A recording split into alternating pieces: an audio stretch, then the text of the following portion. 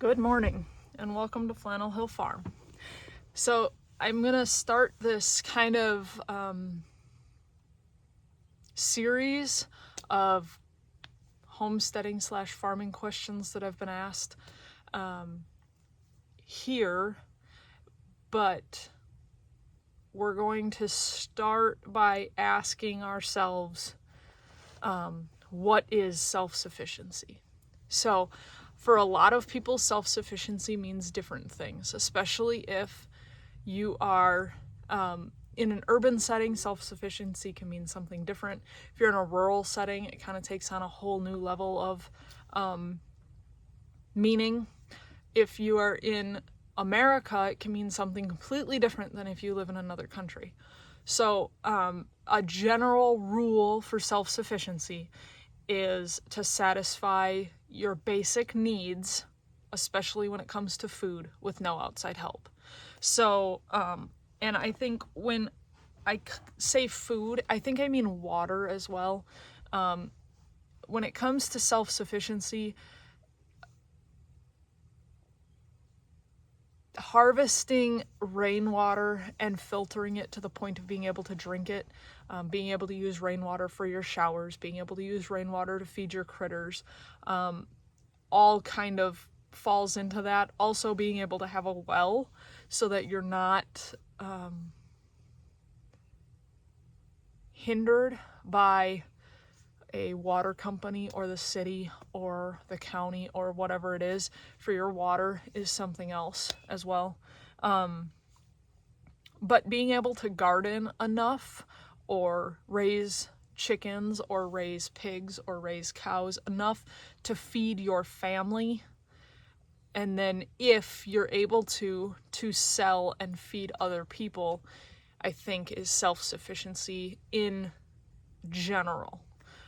Again, that's gonna be different for people like in an urban setting. Being able to container garden to the point of not having to go to the store during the springtime or the summertime could be just as self-sufficient as you can get. So that's, you don't have space to preserve or anything. So that is what self-sufficiency is. That's, I think, where we need to start this conversation. So moving on from there, I don't know if I have these in the best order, but so the first thing that I've been asked, the biggest question, is what is the best way to learn how to homestead or farm? That is a very good question, and that is something that is fairly easy to answer. A lot of people learn that homesteading is a thing they want to do based on YouTube, based on homesteaders doing it. We're making videos about it, we're explaining the pros and cons to it, we're explaining the easy parts, the hard parts, and you get to the point where you say, hey, I want my life to look like homesteading families or living traditions, or I don't know, there's a lot of them out there. So by pastured homestead, you look at them and you say, I want to raise chickens, and then you get into chickens, and then it's like this spiraling thing. You get into chickens, and then you realize that feeding your chickens crops is better for them. So then you start growing a garden, and then you say, well, just because I'm growing this garden for the chickens, I might as well grow my own stuff. And then you get into gardening, and then you get to the point where your chicken tastes better than it does at the grocery store. So then you think, well, how would my beef taste as opposed to the grocery store's beef? And then you end up there. So it's a thing, and learning that from YouTube, there's a wealth of knowledge out there. You get so much different knowledge from different parts of the country, from different perspectives, from different regional cultures, that YouTube is a great way to learn almost anything. There's a really good chance that there is somebody in almost your same situation that you want to be in that's already making videos. There is probably somebody who moved from a northern state to a more southern state so that they had better climate, they had a better growing season, they had more opportunities to grow different kinds of foods that they enjoyed, but the soil up north didn't help produce. And there's somebody that has already done that. There's somebody that moved from a corporate America job and a house and a little garden because they lived in the city to the boondocks of southwestern Missouri, and they're completely building from scratch. They're building from empty land. There's people out there. There's people out there that are doing this with a bunch of kids or their in-laws, or doing it with more critters and less garden, or doing it with more garden and less critters. There's people everywhere doing what you're thinking about doing, and all you have to do is find them. And it's very easy to go on and find a homesteading channel and then look at the comments, or look at that homesteading channel, because that homesteading channel is going to tell you, well, this is how we do it, but so-and-so over here does it this way. And so if that's what you're looking for, I would look at that channel. And so you can find your way to what you want. And sometimes you have to look at a couple of different homesteading channels and piece them together and do what you want with 3 different channels. So YouTube is a great way. It's also a great way to be able to learn in the privacy of your own home. I know that learning can be difficult for some people when it comes to, I didn't know that, and then having that like idea that everybody else did and you didn't. And so when you're in public and somebody tells you that, it can make you feel small. And so being able to watch YouTube in your own home and start learning a little bit, so that when you do talk to people, you kind of know what's going on. Books. My number 2 place to go would probably be books. And books, I know everybody's going to say that's an old way of learning things, but it's something that you have. When you watch a video on YouTube, you can like it and you can save it. But how many times do you like and save a video and it gets lost in that list? So books are great. Books have been around for many generations. People have been writing books about their experiences since we learned how to write as humanity.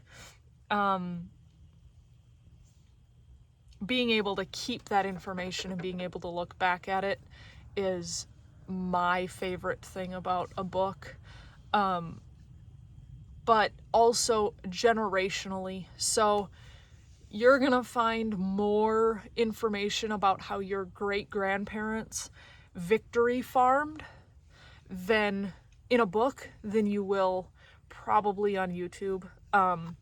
Your great-grandma may have written in her recipe book, or may have kept a garden journal, and that's going to tell you a lot more than somebody who read their great-grandmother's garden journal or recipe book and then made inferences and made a video, but it didn't come from the source. So there's a difference. So books are a great way. Peers. Facebook specifically has loads of groups for homesteaders, farmers, gardeners. Going to your local diner, especially around here, farmers, ranchers, those kinds of people, they spend time at the local diner and they drink coffee and they talk about mending fences and they talk about their critters and they talk about the issues they're having and what they're feeding and where they're going and the weather and when they're going to start other things. it is a great way to learn some things, and a lot of those guys or girls will talk to you. They'll try to help you get involved, because a lot of those people end up with more chickens than they really need or want, and now you end up with laying chickens instead of starting them from chicks. When you get involved with ranchers and farmers, you can get grass-fed, grass-finished beef from them while you're still learning about how much land you need for a cow or how to care for a cow before you get one. So it's a great way to kind of learn and get certain things. Big K and I, we don't have enough property where we're okay with having a cow, but we like grass-fed, grass-finished beef. And so by getting involved with ranchers, we can get grass-fed, grass-finished beef directly from them, and then we don't have to have our own cow. And so we have that relationship where we can learn about the beef and how to raise them and how they produce their beef, and we can learn about like the better butchers to go to for other things that we would like, but we don't have to have a cow. And I raise chickens. A lot of people come to me and ask me, well, why are your chickens laying so much more than mine? Or why do you have them on a rotational schedule? Why are they out in the open? Why don't they have an enclosed coop? Why do you move them? So there's a lot of different ways to learn, a lot of people out there that know certain things that you're not going to know. There's also a rancher that lives right next door to another rancher, and they have different knowledge. They understand things in a different way. They have two completely different ways of doing things. So there's knowledge everywhere. All you have to do is ask. Your local farm and barn store or your local feed store or MFA is a great place to find others buying seed or buying animal feed, or just a way of like asking, why do you feed your dogs that dog food? A rancher will tell you why. Why do you feed your chickens pellets instead of crumbles? Or why do you feed them crumbles instead of pellets? A rancher will tell you that. Why are you buying corn and barley and oats and whatever instead of just buying the chicken feed? A rancher will tell you. They will help you. Your MFA store can tell you the difference between those things. They're experts on that. So all you gotta do is go to these places and ask. And trust me when I tell you, when you walk into a farm and barn store, they do not care what you're wearing. They do not care where you came from. They do not care that you're looking around. They do not care that you're flipping over every chicken feed and trying to learn. They really don't. They don't care what stage of farming or homesteading you're in or what you're doing. They are there to help. They just want to make your experience better, and they want to make sure that you get what you're there for. That's it. They honestly, farm and barn stores, MFAs, feed stores, they are probably the best place to shop because they really do leave you alone unless you need help. And I absolutely loathe shopping. And I would much rather go into a farm and barn store. I've kind of gotten to the point where, like, if my farm and barn store doesn't have it, do I really need it? So, yeah. Family members. Learning from your family members. The chances of someone in your family growing up or working on a family farm at some point in their life, or having a garden at some point in their life, is pretty high. You might have to get up into the grandparents, maybe the great aunt and uncles, but somebody somewhere is going to have farming experience. Whether they lived on it, whether they went to grandma and grandpa's farm to help out in the summers, that's what Big K did. And Big K thought that he knew all kinds of things about this, and then we started building stuff, and he goes, building a fence and mending a fence are two completely different things. But Big K is probably a professional fence mender. His grandpa would just send him out with tools and go fix it, and he figured it out and he did it. And so but when it comes to building fences, it's a little different. So that's something, you just find somebody in your family, ask them about it, ask them their experiences. My great-grandmother was a fantastic gardener. When it comes to actual like farms in my family, we did not have anything in the way of chickens, critters that I'm aware of. Gardens was about where it stopped. So when it comes to having a green thumb, I'm pretty good. I'm pretty good at understanding what a plant needs and how to plant it and spacing and what goes well with what and how to feed them and water them and all that. But when it comes to critters, I didn't know much of anything. And Big K mostly had a critter farm. His grandparents were dairy and pig and chickens, and so he kind of knows the critter side of it.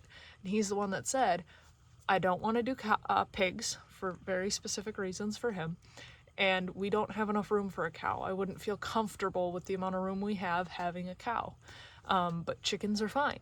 And then he said last year that guineas were okay, and I don't know if I like the idea of guineas. I kind of was disappointed when he told me I couldn't have it, but that's kind of the person I am. Like, if you tell me I can't, I kind of want to do it. But now that he's given me the opportunity to have guineas, I've looked into them, and I don't know if that's right for me. So, yeah.